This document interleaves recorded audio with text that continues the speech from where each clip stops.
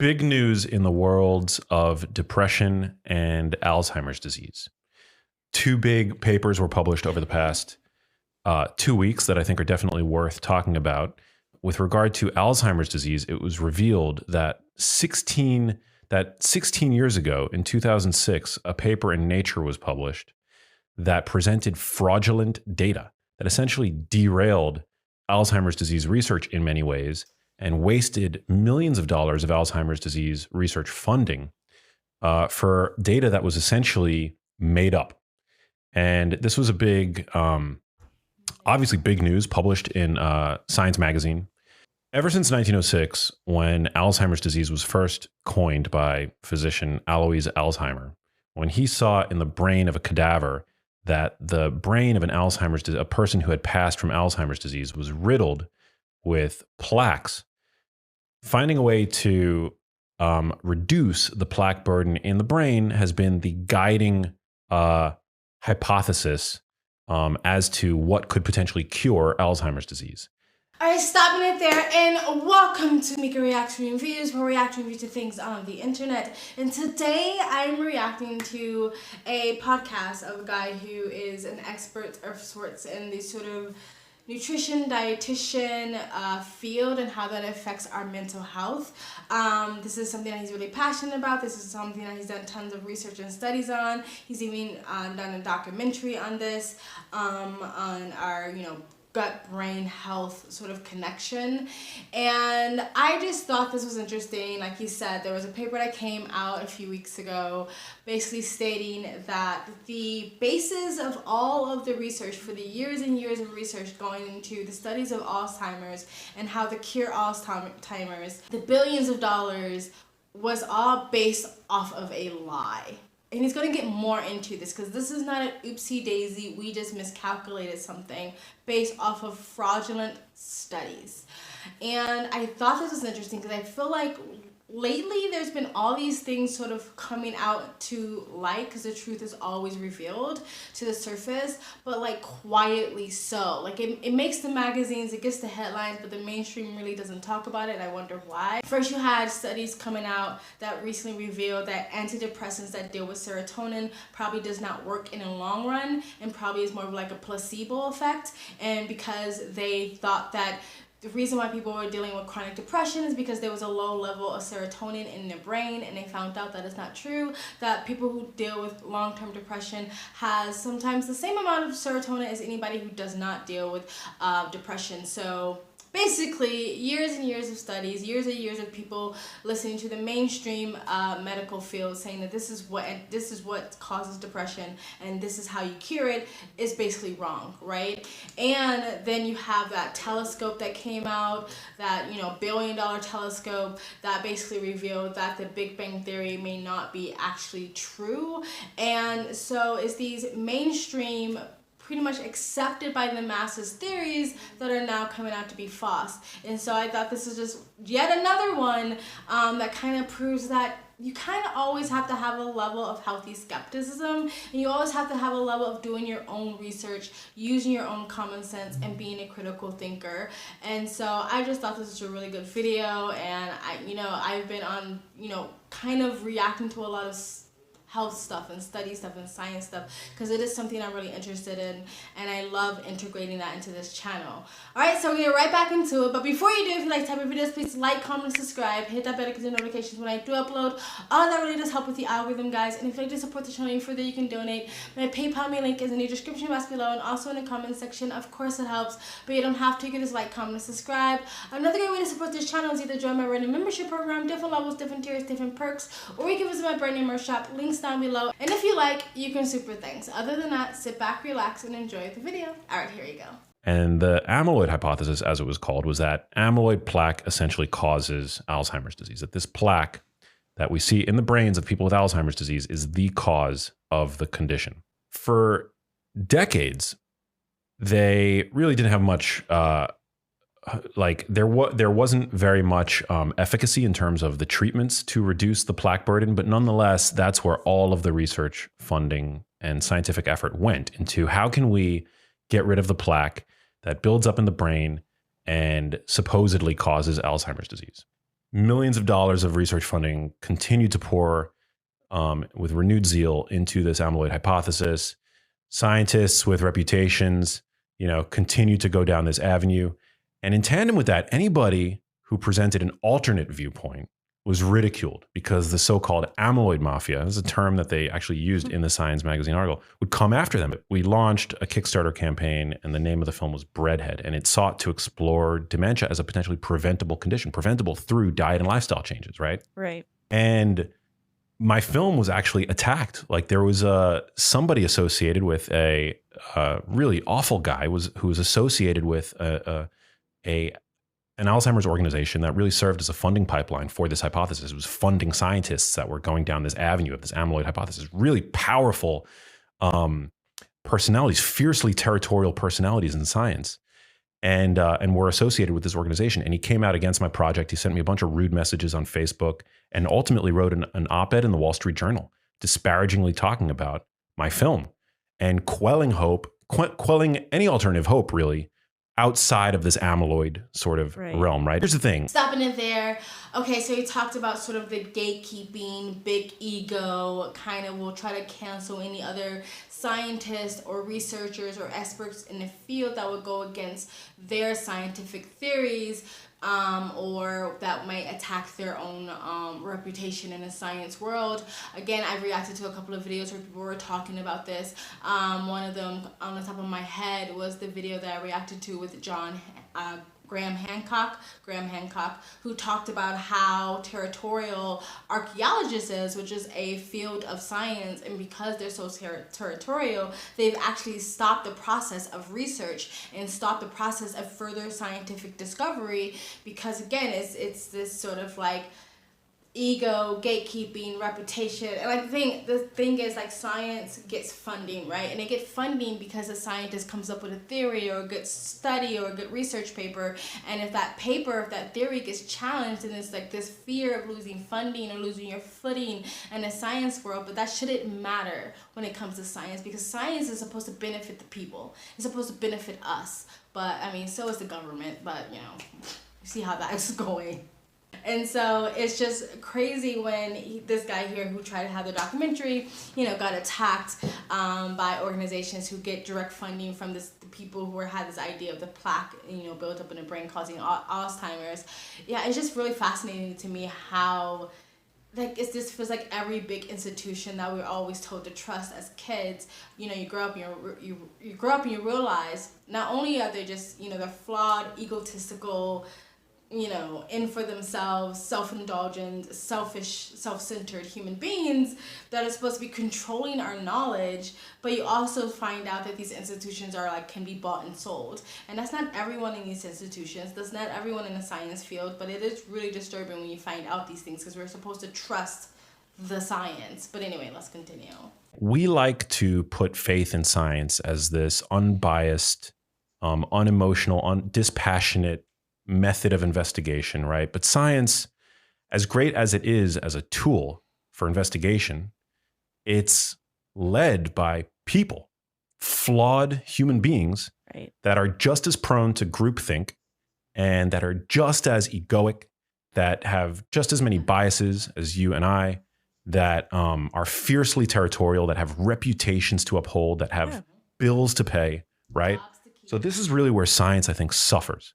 That there's a few bad apples in the bunch, and science as a whole, the whole endeavor, I think, suffers as a result, and it's a big problem. That's why I totally disagree with the mantra to just trust the science, regardless of all else, to just blindly go with what authorities say, because science is fallible, because it's a human endeavor, and humans are fallible. Basically, what came out, the revelation that came out 2 weeks ago, is that 2006 paper was based on data that was completely fabricated. They never found this amyloid subtype that was responsible for cognitive impairment. Scientific groups have since tried to find it. It was called AB star 56. They were unable to find it. It was completely made up. And for 16 years, essentially, this paper was highly cited in tons of medical journals, right, by scientists that are just we're continuing to push the status quo. It's just been terribly sad because all these millions of dollars have continued to pour into this hypothesis, which is proven wrong, is continually proven wrong despite, this horrible data, this fraudulent, fake data. It's led to the obviously so much misplaced hope, right? The patience of all the lost time where we could have been looking, we could have been going down other avenues, putting more money to diet research, right? Nutrition research, lifestyle research. So super, super sad. What was fraudulent about it? Like, what did they make up in the 2006 study? So it's possible that they made all of that up. Okay. Because what they basically did was they showed data on a what's called a Western blot, which is a way of illustrating data. So it's not numbers in a chart. For people that don't know, it's basically you're looking at like these graphical blots, literally, that are thought to, based on the weight or boldness of the blot, indicate higher or lower concentrations of a given protein. And those blots were completely faked. This Vanderbilt researcher who basically was the whistleblower, Matthew Schrag, this guy, basically found evidence that some of the blots were copied over, that there were artifacts around the blot clearly indicating a Photoshop copy-paste job. Oh. Yeah. Because, papers are subject to peer review, but the scientists are not like image sleuths. They're not going and zooming in and running the images that accompany papers through like image processing software to see that level of fraud. Like, that just doesn't happen. Stopping it there. So as you can see what he said, and of course I'll do my own little research and throw some articles throughout this video, that this was completely fabricated. And this is actually, I edited this out from a longer podcast, so if you do want to hear the whole thing, just ask me for the link and I'll be happy to give it to you as per usual. But anywho, they fabricated this paper that all this research and all this money was based off of. And again, it wasn't just like a oops. It wasn't just like, oh, well, that's science. It's constantly evolving and it's constantly changing. It was literally completely and utterly fabricated, according to him, and some articles if I can find them. And even it being completely fabricated, it was still published in well-respected science magazines. That's scary.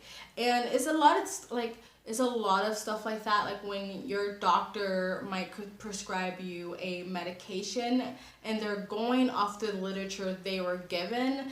They don't know that the pharmaceutical companies who do their own research and release their own results to the public, which they don't only have to release all of the results, just some of the results, and of course they're going to cherry pick and give you the best results, not the negatives and not the neutrals. And so they give the best results to the doctor. A lot of times they'll have a ghostwriter sort of write up something, give it to the doctor, and the doctor just reads it and go, well, the study says, here's your medication. And they're not realizing that, that was cherry picked and that's edited and that's biased and it's sort of like conflict of interest because the pharmaceutical company wants to push this medication.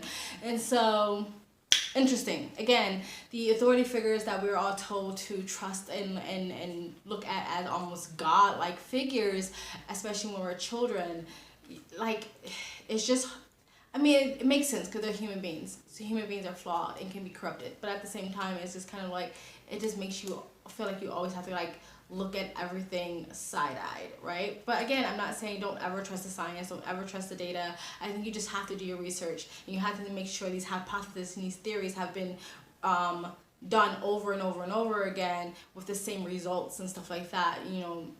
They're peer-reviewed and like have to look at how they collected the data. Was it biased? What was the big group that they studied? And did they take all the nuances of that group that they studied? Like, it's so complex. But of course, most people don't have the time to do all of that work, and so they usually trust the heads. They trust the figureheads. But you can't always trust the figureheads. But anyway, enough talking. Let's continue. But it really wasn't until this one researcher, Matthew Schrag, stepped forward and showed clearly, published in the science article, that it was all faked.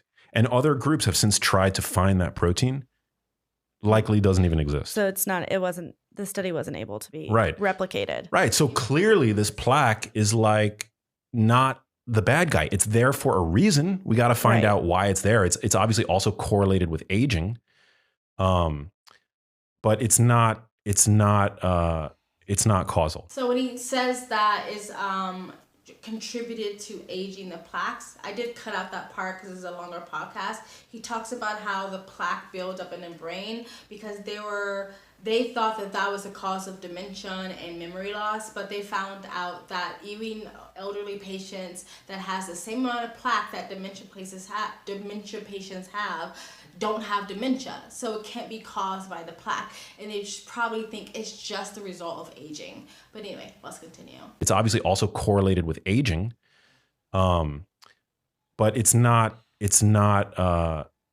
causal. 99% of Alzheimer's cases are not attributable to any determinant gene. It's more of a diet and lifestyle interaction with genetic risk factors and the like.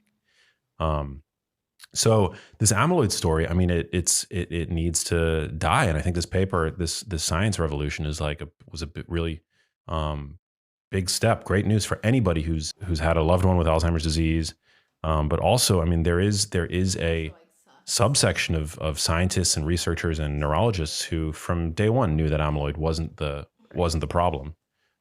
It's there at the scene of the crime again, but it's not. What's causing it to be there? Yeah, is the question. I think it's a criminal matter. It should be. I mean, all this money, funding, yeah. I mean, but there's been so many instances like this, like throughout history. I mean, it's just it's terrible, and it's hard to convey this without sowing distrust in the scientific method. But we all need to have a little bit more sort of like skepticism, I think, and default back to culminate an internal compass of logic and reason, and because science, I mean, there are bad apples. There is a lot that you can do and learn on your own. So. For sure. All right, guys, that's it. I thought that was really interesting. Tell me what you think. Like the whole it's hard to talk about this without sowing mistrust in the science or medical field. Mistrust may be the wrong word. Like maybe you should help people learn that they have to build their own critical thinking skills, and they have to do their own research, and they have to have a healthy level of skepticism when it comes to any authority figures that's shoved in our faces. Anyway, guys, tell me what you think of this video in the comment section below. Did you already know this? Did you hear this? Were you thinking this? Were you kind of like, I don't know, it's a bit iffy, this research, or did you completely and utterly just trust that they were on the right path when it comes to finding a cure for Alzheimer's? Hopefully, now that this has happened, they will get on the right path to help so many people that's suffering right now with this terrible degenerate condition. But yeah, let me know what you guys think in the comment section below. Please like, comment, subscribe, hit that bell to get notifications when I do upload. All of that really does help with the algorithm, guys. And if you'd like to support this channel any further, you can donate. My PayPal link is in the description box below and sometimes in the comment section. Of course it helps, but you don't have to. You can just like, comment, and subscribe. Another great way to support this channel is either join my brand new membership program, different levels, different tiers, different perks, or you can visit my brand new merch shop. Links down below, and links to all of my internal platforms, my minds.com, my Odyssey, my Rumble, is all in the links down below. I also have my Discord and my Twitter and all of my other YouTube channels in the links down below.